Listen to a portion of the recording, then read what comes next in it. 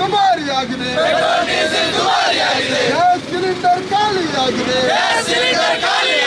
ಧಿಕ್ಕಾರ, ಧಿಕ್ಕಾರ, ಬಿಜೆಪಿ ಸರ್ಕಾರಕ್ಕೆ ಧಿಕ್ಕಾರ. ಓ ಮಿಸ್ಟರ್ ಮೋದಿಜಿ, ನೀವು ಸ್ವಲ್ಪ ಕೇಳಿಲ್ಲಿ.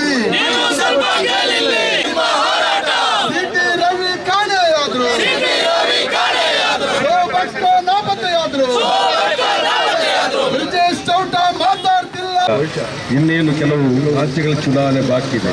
ಅದು ಚುನಾವಣೆ ಮುಗಿದ ತಕ್ಷಣ ನಿಮ್ಮ ಡೀಸೆಲ್ ಪೆಟ್ರೋಲ್ ದರ ಎಲ್ಲಿಗೆ ಬಿಜೆಪಿ ಸರ್ಕಾರಕ್ಕೆ ಬೆಲೆ ಏರಿಕೆ ಮಾಡಿದ ಬಿಜೆಪಿ ಸರ್ಕಾರಕ್ಕೆ, ಅಗತ್ಯ ವಸ್ತುಗಳ ಬೆಲೆ ಏರಿಕೆ ಮಾಡಿದ ಬಿಜೆಪಿ ಸರ್ಕಾರಕ್ಕೆ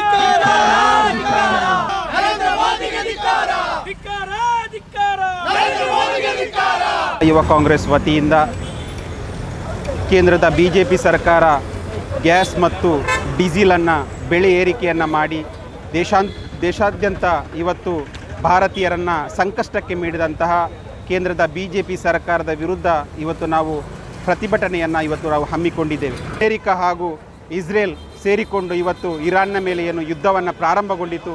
ಕಳೆದ 1.5 ತಿಂಗಳಿಂದಲೂ ನಿರಂತರವಾಗಿ ಯುದ್ಧ ನಡೀತಿರುವಂಥ ಸಂದರ್ಭದಲ್ಲಿ ಇವತ್ತು ಭಾರತ ದೇಶದಲ್ಲಿಯೂ ಕೂಡ ಗ್ಯಾಸ್ ಹಾಗೂ ಡೀಸೆಲ್ಗಳ ಕೊರತೆಯನ್ನು ಇವತ್ತು ನಮಗೆ ಕಾಣಲಿಕ್ಕೆ ಸಾಧ್ಯ ಆಗ್ತಾ ಇದೆ. ಇವತ್ತು ದಕ್ಷಿಣ ಕನ್ನಡ ಜಿಲ್ಲೆಯಲ್ಲಿಯೂ ಕೂಡ ಗ್ಯಾಸ್ಗಳ ಅಭಾವ ಇವತ್ತು ಬಹಳಷ್ಟು ಆಗಿದೆ.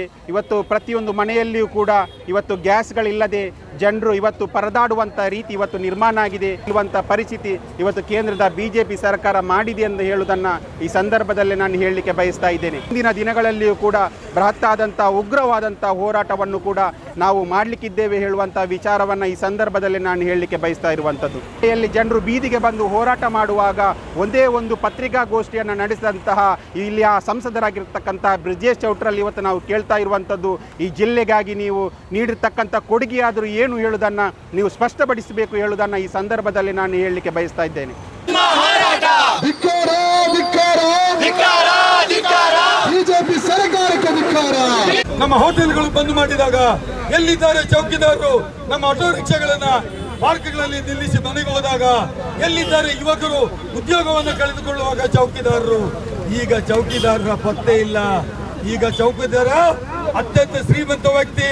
ಚೌಕಿದಾರರಿಗೆ ಈಗ ಹೋಗ್ಲಿಕ್ಕೆ ಇರುವಂತಹ ಫ್ಲೈಟು ಮತ್ತೆ ಅವರ ಕೋಟ್ ಬೂಟುಗಳೇ ಚೌಕಿದಾರನ ಅಳತೆ ಏನು, ಚೌಕಿದಾರರ ಮೌಲ್ಯಮಾಪನ ಏನು ಅಂತ ಹೇಳುವ ಮಟ್ಟಕ್ಕೆ ಬಂದಿದ್ದೇವೆ.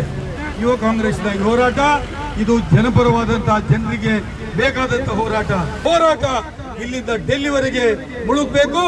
ನಮ್ಮ ಹೋರಾಟ ಏನಿದ್ರು ಜನಸಾಮಾನ್ಯರ ಪರ, ಅಡುಗೆ ಅನಿಲ ಉಪಯೋಗಿಸುವವರ ಪರ, ಹೋಟೆಲ್ಗಳ ಪರ, ನಾವು ಕಾರ್ಮಿಕರ ಪರ ಇರ್ತದೆ.